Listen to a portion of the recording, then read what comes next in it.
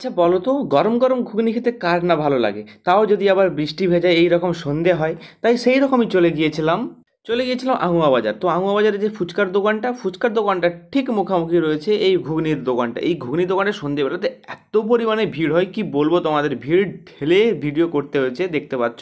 Just মারাত্মক test হয় এই ঘুগনিটার, যার জন্য খাবার জন্য সন্ধ্যে থেকেই ভিড় জমে থাকে এই দোকানটাতে। আমার বন্ধু মিলে চলে গিয়েছিলাম সন্ধ্যের সময় এই দোকানটাতে ঘুগনি খাওয়ার জন্য।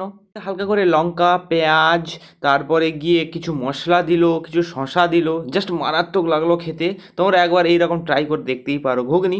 আর এইটা খেতে হলে আসতে হবে আঙ্গুয়া বাজার। আঙ্গুয়া বাজারের ঠিক মুখামুখি দেখতে পেয়ে যাবে এই দোকানটাতে। তারপর কাকু বিভিন্ন ধরনের মশলা দিয়ে আমাদের হাতে দিয়ে দিল সেই ঐতিহাসিক ঘুগনি, আর হাতে নিয়ে সেটাকে একটু ক্যাদ মারলাম। ক্যাদ মারতে মারতে তারপর আমি আর আমার বন্ধু মিলে জাস্ট মনে সুখে এটা খেতে থাকলাম। আর ভিডিও কোয়ালিটি একটু লো হবে, কারণ এখানে আলো ছিল না, অল্প আলো ছিল তার জন্য। ভেজা বিকেলে কার ঘুগনি খেতে পছন্দ অবশ্যই কমেন্ট করে জানিও। আর ভিডিওটা ভালো লাগলে একটা তো লাইক অবশ্যই করতে হবে। তো গাইস আজকের মতো চললাম, তো guys till then take care, tata.